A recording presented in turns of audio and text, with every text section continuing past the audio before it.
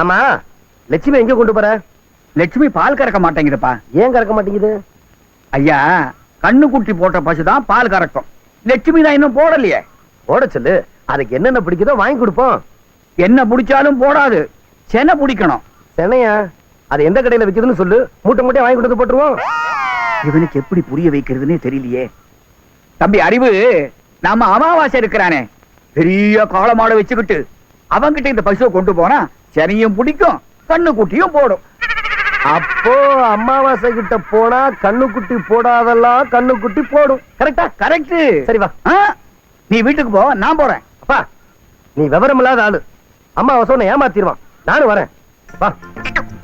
இவனும் கூட வரேங்கிறான். என்ன நடக்க போகுதோ?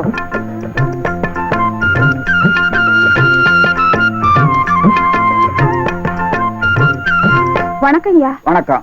அப்பா அப்பா. அஞ்சல, இவனுக்கு ஒரு வணக்கம் போட்டுருமா? வணக்கம் சின்னையா. அஞ்சல, அரச மரத்தை சுத்திட்டு இருக்கிறியே, ஏன்? வேற என்ன பண்றது? 6 வருஷமா புருஷனை சுத்திட்டு இருந்தேன், பிரயோஜனமும் இல்ல, பிள்ளையும் இல்ல, அதான் அரச மரத்தை சுத்திட்டு இருக்கேன். அஞ்சல, நீ அரச மரத்தை சுத்த சுத்த குடிதான் விழுவும், குழந்தை பிறக்காது. போய் பார்க்க வேண்டிய இடத்துல பாருமா.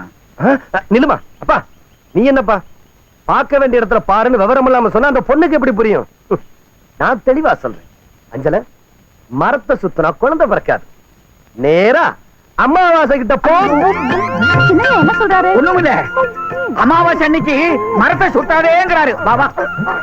அப்பா மாடு அது போட்டும், வேற வாங்கிக்கலாம்.